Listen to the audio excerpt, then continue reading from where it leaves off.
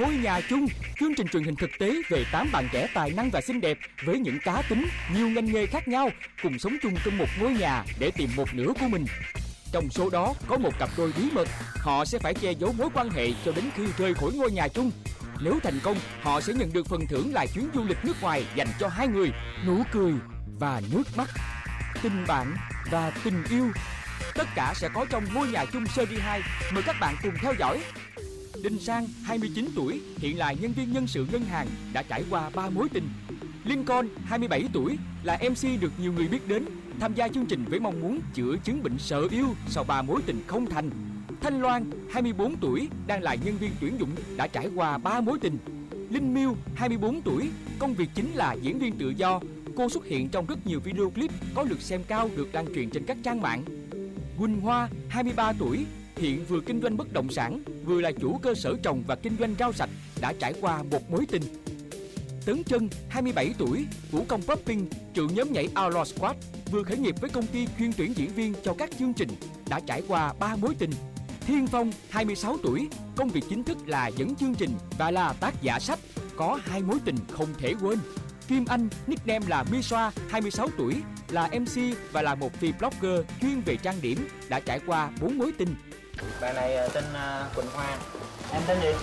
Thanh Loan. Bạn này người Pháp, tên là Lincoln. Chào bạn, mình nhà chung, Love House. Vậy trong nhà chung mình thấy tính cách của những anh nào như thế nào tốt nhất? Em thấy ai mà đàn ông mà vô nấu cơm là em ấn tượng à? Cảm giác với Loan lại cao hơn người khác trong thời điểm này. Những rung cảm đầu tiên đã xuất hiện. Hoa đã gặp được chàng soái ca Lincoln, trong khi mẫu người mà Lincoln đang tìm kiếm lại là cô nhân viên văn phòng tự tin Loan. Phong thì đang bối rối với cô bạn thân ngoài đời Misha, trong khi Miu vẫn là một cô nàng khá bí hiểm. Liệu tình cảm của các bạn có những bước tiến triển gì tiếp theo? Mời các bạn đón xem tập 3.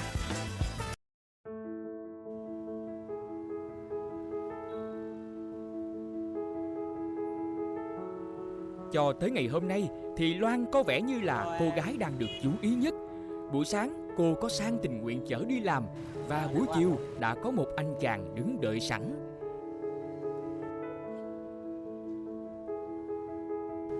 Ok, let's go. Tự nhiên mình đưa rước một người mà mình mới vừa quen mấy tiếng hồ thôi. Cảm giác rất lạ, và cũng là cái cảm giác mà tự nhiên mình leo lên xe của một người mà mình mới gặp có vài tiếng thôi. Lỡ nó sợ sợ đem mình đi bán nữa. Lỡ sợ sợ vô casting không, cái giờ anh chở em đi đâu đâu biết đâu. Chính xác, hôm qua em là người con gái đầu tiên trên mặt chung mà anh được gặp đó. Nên là... Chứ còn gì? À đúng rồi, anh mở cửa cho em. Mà em có nghi ai chưa? Anh có một cặp tình nghi vậy nè. Lincoln với lại Linh Miu. Biết sao không? Anh cảm với cá nhân thôi, thì cái này cũng đâu có cái gì mà chứng cứ đâu. Ngày hôm qua em thấy là mỗi bạn nam hoặc là mỗi bạn nữ đều cố gắng nói chuyện thiệt là nhiều với các bạn nam còn lại, với các bạn nữ còn lại. Để làm gì lạ quá cả, nói chuyện với nhau cho biết nhau. Duy chỉ có một cặp chỉ nói với nhau vài câu thôi, nhiều khi không nói luôn á. Đó là Miu và Lincoln. Tự nhiên hai người đó vừa ăn cắp với nhau. Thật ra lúc đầu mới vô anh hơi vội. Miu á, cá tính mạnh quá. Em biết Miu đúng không? Miu khá nổi tiếng ngoài Bắc. Anh nhìn Miu thì anh chưa có nhớ ra cái gương mặt này, tại make up, tóc tai rồi khác. Lúc mới Linh Miu là anh ngờ ngợ rồi, tại có khoảng thời gian lùm xùm khá nhiều. Cái rồi tối lên mấy thằng trai mới lôi hình ra lên Google search. Hơi bị hot luôn. Quá hot. Pikachu. Mà sao không nói nữa. Bữa nay điện thoại em nhắn tin điện thoại hay nhắn Zalo luôn? Nó có rung bần bật lên luôn hả? Nó có rung hết người này tới người kia đúng không? Không, tại vì em cũng nhắn ít ngày do em không có mấy ngày mà. Cho nên là công việc của anh thì nhắn nguyên suốt buổi dọc vậy thôi, chứ còn ví dụ anh Sang thì lâu đúng nhắn là buổi sáng lúc cũng phải nói này nói nọ để ngày mai ông chở em đi tiếp chứ. Thì em cứ nói hả? Không lẽ người ta chở mình đi mà xong rồi mình lo mình làm cả ngày mình không cảm ơn một tiếng đúng không? Em cứ nói anh mai anh chở em đi. Thôi anh nghĩ sao vậy, xa mà kẹt xe rồi anh vòng đi vòng về nữa bất tiện lắm. Có gì đâu. Trong Zalo của mình thì chỉ có một người con gái trong mẹ chung thôi, đó là Loan. Thì mình chỉ nhắn tin với mỗi cô ấy và thấy cổ cũng trả lời lại rất là nhiệt tình, hai đứa cũng gửi hình vào cho nhau rồi vui vui, nói chuyện vui vui. Thì mình cứ nghĩ là mình gây được ấn tượng tốt, nhưng mà tới lúc mà chở cô về rồi mới biết là ngày hôm nay cô nhắn tin tới 3 anh lận, là anh Lincoln, anh Sang và mình. Hơi hụt hẫng xíu tại vì mình chỉ nhắn tin với mình cổ mà cổ nhắn tin đến lúc 3 anh lận. Cả hai đã quyết định đi siêu thị để chuẩn bị cho bữa tối. Để ghi điểm với người đẹp, Phong ngay lập tức thể hiện mình là chuyên gia về việc bếp núc. Mình nấu với ăn với nấm cũng ngon. Anh thích cái gì anh bỏ vô, nó thành một cái nồi tảo bí lù. Đây là món chính nè, cánh gà chiên nước mắm. Mua tiêu. Hôm qua không có tiêu. Không, món này không cần tiêu nữa. Dạ. Hôm qua mình mua giấm chưa? Lấy thêm gì không? Anh chạy đi lấy cho. Dầu giấm ha. Cho em chai giấm. Ok. Chanh.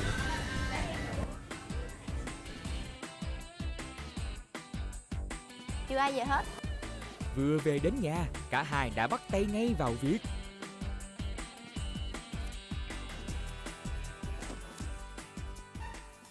Lâu lắm rồi mới làm việc nhà. Nói gì là lòi ra ha. Hồi xưa, tức là trước khi về ở với mẹ lại á, thì anh vẫn 10 năm anh tự lập mà. Sau đó thì về ở với mẹ, thời gian đầu còn phụ mẹ, thời gian sau mẹ nói là mình phiền quá mình ra. Tại vì lúc anh tự lập anh nấu theo ý anh. Đúng rồi. Sau rồi về ở với mẹ thì lại không hợp. Hồi xưa còn nấu đồ ăn cho người yêu nữa mà. Anh năm nay bao nhiêu? 26. Đúng rồi, anh già rồi mà. Còn ráng nói thêm nữa. Em nói vậy không sợ anh sai buồn hả? Chắc ông đó ông già quá cho nên mới không ngon với mấy đứa mình đó. Ủa em không thích cái gu người lớn tuổi hơn mình nhiều hả? Cũng bình thường. Anh nghĩ gần tuổi dễ nói chuyện hơn đúng không? Gần tuổi dễ nói chuyện hơn nhưng mà lớn tuổi hơn sẽ chiều một chuộng mình hơn. Em thích được chiều hả? Sao nãy nói thích người độc lập nè. Ủa không, chiều chuộng khác độc lập nha. Anh thấy nó cũng có cái gì nó Đâu có, độc lập ở đây đâu phải là mình cứ một mình làm hết mọi thứ đâu. Nhưng mà đàn ông mà đã lớn hơn thì lớn hơn cho chót luôn. Hơn luôn chục tuổi. Nhưng mà nói chứ quen mà cách tuổi quá cũng khó lắm nha. Hồi xưa có cái anh kia kìa, ảnh hơn em 10 tuổi. Cái ảnh tán tỉnh em đâu trong tới tận 2 năm trời cơ. Cái mỗi lần mà nói chuyện với ảnh giống như là hai đầu thế giới nói chuyện với nhau vậy anh. Hồi xưa anh có quen một chị lớn hơn anh 6 tuổi.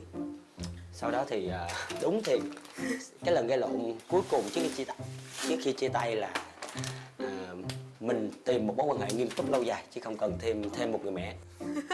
Vừa nhắc Tào Tháo thì Tào Tháo đến. Sang đã vừa về đến. Có người về rồi. Có 2 người ở nhà hả? Đúng rồi, nãy giờ làm muốn xỉu luôn, đúng anh? Đúng rồi. Tụi em nói từ lúc 4 giờ chiều tới giờ đó. 4 giờ mà Đi siêu thị từ lúc 2 giờ chiều. Mà giờ chưa xong gì hết. Chưa. Tối nay ăn gì á? Cánh gà chiên nước mắm với lại salad trộn dầu giấm, thêm một món xào và một món canh nữa. Hồi sáng nữa anh chở đi làm, chiều được anh. Sướng như trời. Sáng đưa đi người chiều đưa đi. Dạ trưa còn đi ăn trưa với người khác nữa đâu. Trưa ăn trưa người khác nữa. Con nữa. Hot dữ ta. Ủa thì ai bị qua rủ anh Xong mai rủ mình ăn trưa hết rồi. Em rủ đi ăn trưa cũng chịu anh. đâu có. Em rủ anh. Em rủ anh là anh chịu liền à. Nói đâu làm hết dám đập tỏi luôn á. Sang mai anh chở em đi tiếp nha. Với một điều kiện. Ôm. Lúc này anh chở em về anh không hề có điều kiện gì luôn. Thấy không? Anh mai anh chở em về tiếp luôn nha. Về kêu Phong chở đi đi. Không cần điều kiện luôn em. Vậy Mai trở về cho. Về kêu Phong sáng chở đưa luôn đi. Ok mai mấy giờ đi làm? Dạ. Ngày mai 6 rưỡi em đi rồi. Nói hứa là phải làm nha. Điều. Trong lúc đó cũng có một cuộc đưa đón khác.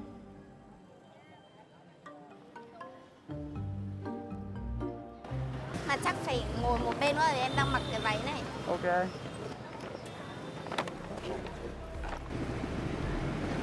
Tại sao anh tham gia chương trình này? Anh muốn đi chơi. Đi chơi tới 10 ngày lận sướng mình chết. Lại gặp bạn mới giống như em. Bây giờ có anh Sang và anh Tân đến đón. Thì là muốn anh nào đến đón và thôi mà ai còn gì đi. Tại anh nghĩ là chắc là anh Sang đi làm về muộn hay sao đó. Hồi nãy anh đang đi làm buổi chiều, nhắn anh là tối nay bạn Miu không có xe, đi rước bạn.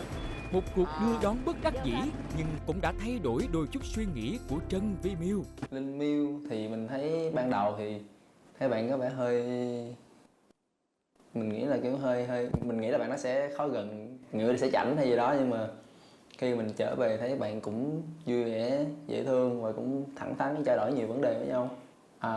Mình nghĩ là mình muốn tiếp xúc với Linh Miu thì mình thích một người mà mình dễ nói chuyện á, kiểu như là mình hỏi gì thì trả lời cái đó thiệt á. Thôi mai anh ở đây anh lao đi, chứ chạy lên trên thành phố như nữa. Hoa cũng đã hoàn thành công việc và về tới, trông cô nàng hơi mệt mỏi. Với một điều chị nói rồi. Chào các anh chị. Ồ, cơm chưa nhỏ con? Dạ, anh mới về hả? Ủa, tài xế em lấy xe về luôn hả? Hôm nay em mệt quá nên em đi xe máy. Em ngồi ăn cơm luôn em. Em đâu anh. Không phải là em lấy á. Có trứng nè, ăn trứng dầm với mắm cũng ngon ấy. Tự nhiên luộc trứng cái bỏ vô rau cái mình. Trứng luộc đó hả? Ngon á. Ngon, chấm với rau sống. Đúng rồi, trứng đó mà bỏ nước mắm vô chấm ngon lắm á. Sáng em đưa số cho anh Sang rồi nha. Nhắn tin Zalo cả ngày rồi nha. Chưa nha. Em có số chị rồi mà. Sao anh biết trước rồi mà. Anh Sang hơi bị nhanh. Hôm qua rồi. Cái gì? Biết số từ hôm qua rồi. Cái số ai? Biết số ai? Chị. Làm như có cứng. Hồi tối hôm qua. Tối hôm qua Biết đưa số rồi. từ mấy năm nay rồi. Anh biết từ mấy năm nay rồi. Em đang ghi nè. Em ghi làm gì cho mệt, đó chứ còn ghi gì nữa. Ai nói với Phong rồi. Anh Chị Phong. nghĩ là sau Vậy cái là... cuộc thi này, sau cái cuộc chơi này chị mới là người tay không đâu mà bị chơi xấu. Chị Ông thì ai cũng đi thả thích hết trơn á đó mà cuối cùng chị là người không Xin tỏ. lỗi nha, tôi không có nói gì thả tính nha. chưa em chưa thấy thả ai hết. Đúng không? Đó, em nói câu đó anh đừng ghi. Lén rồi. Thả em đó. Anh thả anh không? Thật ra là 4 người ai em cũng quý mến cả. Nói chuyện kiểu này kỳ quá à. Cái này dĩ hòa vi quý quá. Đúng Giờ rồi, ấn thích tượng ai thì thích chứ. Còn ấn tượng thì cái đó mình phải giữ lại Giữ cho lại riêng tập mình. Mà ví dụ như tự nhiên hai cặp đó yêu nhau cái vô đấy, tự nhiên hai cặp đó tách ra cái yêu Hai người khác là rồi, từ một cặp thành 2 cặp. Rồi. Quá ngon. Không mấy mình làm vậy đi em. Mình quen nhau luôn. Anh thích Hoa mất rồi. Hello cả nhà. Thôi ăn cơm luôn nha. Chắc ăn chút xíu. Trong lúc Linh Con ăn cơm thì Phong với Say khi tắm rồi sau đó Linh Con sẽ là người lao bài và quét nhà. Đúng rồi, chính xác. Buổi tối, để tạo thêm không khí thân mật cho các thành viên, Sang đã đề nghị một buổi đi dạo. Ở trong này chị có để ý ai chưa? Để ý ai vậy?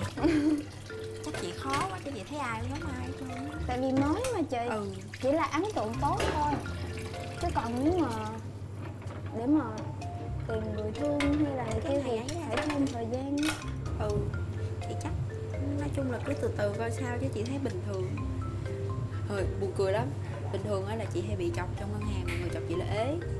Là sáng nay mọi người chở chị đi làm, trưa nay mọi người đón chị đi ăn, tối nay mọi người đón chị đi về. Rồi xong luôn. Xong luôn. Là coi như con trai ngân hàng thấy là thấy chị là né mất đất luôn. Bữa nay không có Lincoln nấu ăn chung, cho nên nấu xong bày ra một đống, giờ rửa uống xỉu luôn. Thì mỗi lần làm xong sẽ rửa một chút. Vậy thì nó mới hết. Hôm qua có Lincoln nấu ăn chung, nấu đâu Lincoln rửa đó xuống chết luôn rồi. Anh Lincoln giống em một cái đó á. Em nấu xong là em rửa, là những người ăn cơm xong là rửa sạch sẽ luôn. Hợp ghê ha. Không. Không nha, mọi người đừng ghép bậy bạ nha. Không mấy bây giờ tối nay anh họp nhà lại. Xong rồi anh chỉ định bắt cặp luôn. Không, là coi như là mình 8 người, mình là cứ 4 cặp là mình đi chơi với nhau. phản đối. Hỏi mất công là tranh giành, hỏi mất công là phải suy nghĩ đắn đo gì cho mệt. Anh giành cặp với anh Lincoln rồi đúng không? Em biết hết á. Mình một cặp rồi, ok. Em chỉ là cảm giác như là anh Lincoln giống là một người anh cả vậy đó. Lo cho em út từng tí kiểu chu đáo, giống như là Soái ca. trong phim Vườn Sao Băng á, cái anh tóc vàng đó, Kim Hin Jong. Kim Hin Jong. Đang na Lincoln. Nói em giống sai ca trong phim Vườn Sao Băng. Chị sẽ thích cái người mà làm cho chị cười hơn. Vậy hả? Nãy giờ ai làm cho chị ấy cười nhiều nhất? Lincoln. Rồi, coi bộ anh Lincoln rất là nhiều chị. Nhiều người thích đúng không? Gặp em là anh thì em vác ba lô về lâu rồi. Sao vậy? Mà bây giờ nhân tiện là không có Phong đây là anh em mình chốt luôn đi. Là Phong xuống là khỏi dần. Không rồi xuống. Bây giờ anh chốt ai? Thì cho tụi em chọn á, em chọn là chọn anh hay là chọn Lincoln. Ủa, em đâu có biết. Thì bây giờ phụ nữ có quyền chọn chứ bây giờ nhanh đi để thằng Phong xuống mà rồi rối chuyện nữa bây giờ đó. Phong sau đó gì cái chọn Miu. Chị Loan nói em là kêu hai đứa mình chọn anh Phong. Vậy hả? Vậy thôi. Vậy là chứng tỏ là chị Loan chọn anh Phong.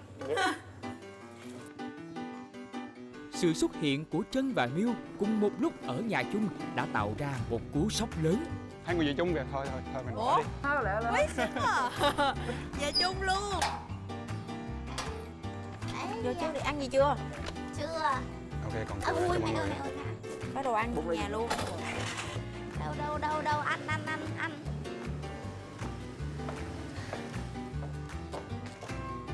Hôm nay Anh Miu về sớm, Anh các là chàng trai Phong mới có với dịp lại, để trò chuyện Loan cùng không? cô nàng. Ủa ông Trân đâu rồi? Nhưng Phong đã bị tạt ngay một gáo nước lạnh. Tắm bên con, mình làm cho làm gì vậy? Không. Từ nãy thì em cứ tưởng đi anh Sang. Anh Sang, em đang bị quên mặt. Nãy Miu lộ em với anh đó. Trước kia vậy? Em đẹp gì mà lộ với anh? Tại vì em thấy cứ nào nào thế nhau. Giống không? À, Số Em nghĩ sao mọi người để rồi. không, với cả em bị một cái là em hay quên. Em phải, ví dụ phải ở với người ta khoảng tầm gặp 10 ngày đúng không? không, gặp khoảng tầm 3-4 lần trở lên thì em mới nhớ. Tại sao đi chơi ha? Chơi đâu ạ? Đi cận sao chơi, uống trà sữa. Ôi trời ơi. Mà lúc nãy kiểu em đi qua đường các thứ này nọ ấy, thấy có nhiều quán vỉa hè các kiểu này nọ mà Nhiều kiểu lắm, cô nó nhiều lắm. bắp xào các thứ nữa. Cũng vậy gì? Ui, hoa quả các kiểu này nọ nữa cơ.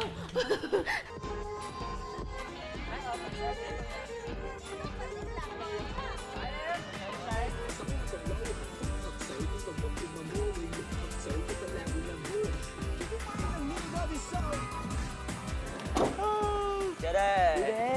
Đi chơi mấy đứa ơi. Ủa sao vắng vậy ta? Tức là 10 giờ rồi anh. Cậu bên đây cái đập qua cầu trước không? Tắt đèn rồi. Cầu hết sáng rồi. Tắt đèn rồi. Thôi bệnh tối lắm. Qua đây đi. Không được uống được trà sữa, tôi xé xác mấy người ra. Nhưng mà mình có biết là mình đang đi đâu không vậy? Đi đến quán trà sữa. Mà có ai biết quán trà sữa nằm đâu không? Như Trân biết ở dưới Vegetable. Ủa anh trà sữa mua đâu vậy anh? Quận 4 à? Cảm ơn anh. Cảm ơn anh. Quận 4 lận Miu ơi. Chịu khó dữ.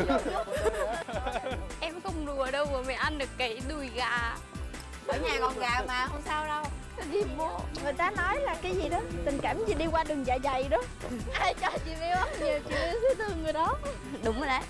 Tình yêu đôi khi rất đơn giản. Tại sao em thích nó? Vì nó cho em ăn. Thế tại sao em thích nó? Vì em thích nhìn nó ăn. Không, nó sẽ có cuối đường em đừng lo. Tokyo. À, ở đây có sushi, có sashimi. Thôi rồi xong. Đóng rồi hả? Đóng rồi hả?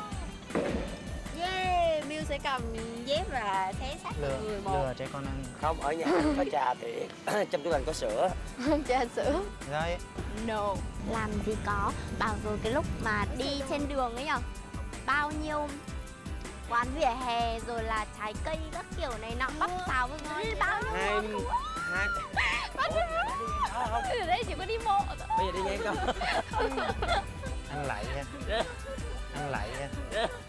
Khác với những hình ảnh thường thấy, đây mới là Miu của cuộc sống đời thường. Thấy rồi. Hết cả đồ ăn rồi. Bây giờ vào để ăn kem. Hả? Có kem mà. Nhưng mà nó không có trà sữa, mình đã thèm trà sữa. Đi dạo cho vui. Ăn được cái đùi gà đi bộ. Ăn một bát cháo chạy 3 quãng đồng. Và này cái gì mà cũng quy ra đồ ăn hết á. Ăn. Cái giấc mơ của Miu là kiểu như kiểu rất nhiều lần ấy, mơ ấy Ngập trong đồ là ăn. ở trong một ngôi nhà kiểu bằng sô cô la, có sữa chua, Vậy là hát trên mây với các thứ này nọ này, mây ở kiểu cái kẹo bông ấy biết không? Đấy. Vậy Việt Nam xuống một phát liếm là liếm Sao em lạc loài vậy? Sao em không giống con gái vậy? Em không có thích mấy cái đấy. Mà chị là thích hết. Cái gì cũng thích hết. Em chỉ thích ngọt, đồ chua với đồ mặn thôi. Cái gì cũng thích ăn Thích nhất là ăn chua. Nhưng mà kiểu thích đồ ngọt là chỉ thích sô-cô-la thôi.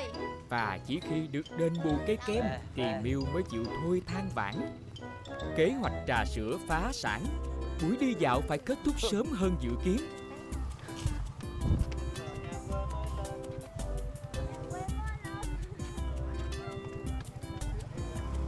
Anh ăn gì đấy? Vậy tí về nhà em cho em ngồi dưới. Em ham vui. Ngồi chơi ai bác em ngồi trên đâu? Ủa, có ăn ở đây không? Buổi đi dạo ngắn ngủi nhưng đã làm thay đổi thái độ hoàn toàn về Linh Miu với một người. Trong cái chuyến đi chơi này thì có một cái chuyện xảy ra vô tình. Cái khúc này thì hình như không có được quay lại, nhưng mà em cảm thấy rất là đồng cảm với một bạn nữ khác. Đó là Linh Miu. Tức là trên đường đi về thì nói chung là Linh Miu ăn kem có bị mấy anh chọc. Cô bé nghe, cô ấy quay qua nhìn các anh, cô bé cười và tiếp tục ăn kem. Em mút kem. Và em có nghe văng vẳng một cái tiếng là kia kìa, như kiểu người ta phải ăn kem như vậy, phải kiểu đại loại là phải ăn kem chuyên nghiệp như thế kia kìa. Thực ra thì em quay ra thì chẳng biết ai nói nên em chả để ý lắm. Kệ, bởi vì lúc đấy là việc của em là tập trung vào ăn. Mà tự nhiên lúc đó em lại thấy cô này mạnh mẽ quá, trong khi em cũng được mang tiếng là làm nghệ thuật được mấy năm rồi. Mà đôi lúc gặp một vài chuyện nhỏ thôi thì lại hay nổi đóa lên. Em là cái con người của cảm tính, và ai gây được ấn tượng mạnh với em là người ghi điểm với em. Cô ấy là người vừa rồi cho em một cái cảm giác rất mạnh. Buổi sáng sớm, vẫn như mọi ngày, Lincoln vẫn là người dậy sớm nhất, chuẩn bị đồ ăn sáng cho mọi người. Nhưng hôm nay, anh chàng chu đáo chuẩn bị một phần đặc biệt hơn, không biết là dành cho ai đây.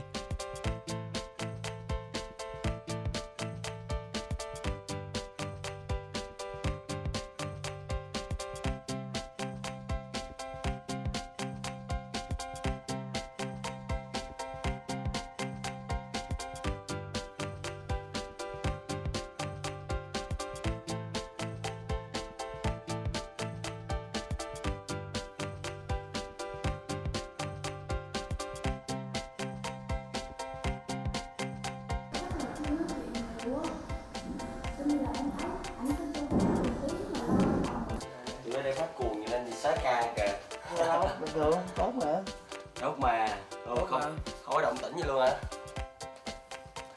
Vẫn phải làm vậy đúng không? Vẫn cứ thể hiện để mình tận hưởng cái cách sự thể hiện đó. Vui mà. Còn gì điểm quá vậy? Em ăn gì mai em mua?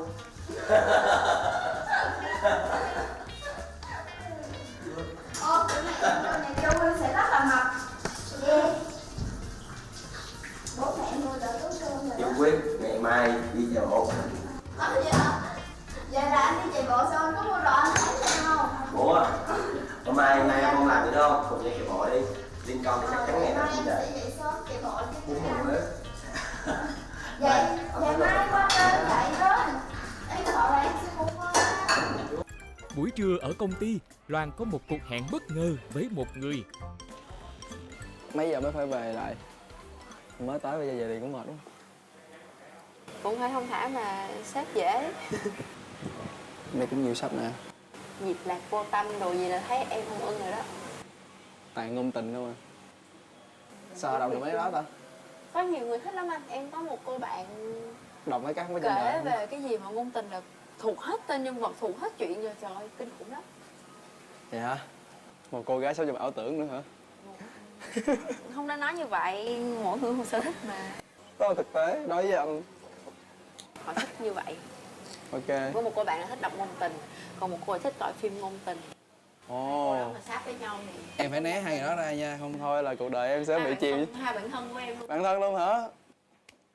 Trời ơi. Cái đọc phải coi không? Không, em không coi, em cũng không đọc. Em không thích coi phim. Thiệt hả? Không thích coi phim luôn. Mà em đã coi là Phim điện ảnh cũng không thích luôn. không, ý là em không thích coi phim, mà nếu như đã coi thì em sẽ chỉ coi phim kinh dị hoặc là phim ma thôi. Trời ơi, em không thích coi phim hả? Không. Em có biết phim ảnh đó là một cái gì Anh nói với anh đó là một cái phát minh vãi kinh khủng nhất của con người không, mà em không thích coi phim. Phim ảnh có thể định hướng được con người luôn đó em. Thì em Hay nói lắm. rồi, tùy mỗi người. Vậy là chưa có thằng nào nó khai nhãn cho em chuyện coi phim rồi nè. Nói chung là nếu như mà đi coi á, coi phim rạp á thì vẫn lâu lâu đi coi cho với bạn với bè cho vui. Thì phim điện ảnh là phim chiếu rạp mà. Mà nói chung là em không tại vì em không thấy nó phí thời gian. Không có, nếu như em coi đúng phim không bao giờ phí hết. Trên thế giới có rất là nhiều phim hay mà em coi vô nó, em thấy nổi cả da gà luôn đó.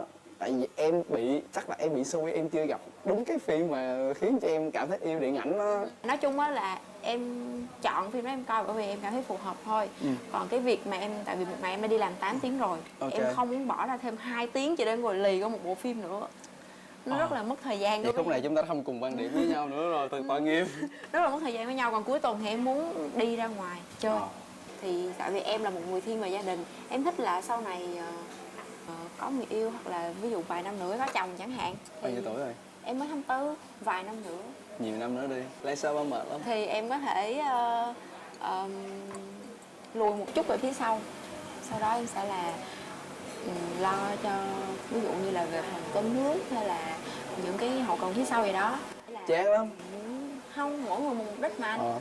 Tại vì có thể những người như anh á sẽ nghĩ là cần phải bay nhảy gì đó thì là anh có sở thích như vậy thì có thể là cái xu hướng của anh sẽ tìm kiếm những người bạn gái cũng cá tính. Cái kiểu người như anh á thì lại cần một người có thể là một người có thể nói chuyện được, trao đổi thông tin được và học hỏi được. Thì đó là những người mà tụi anh muốn đi cùng chứ không phải là kiếm một kiểu người ở nhà nấu cơm nấu nước. Lan cũng là một người con gái bản lĩnh á.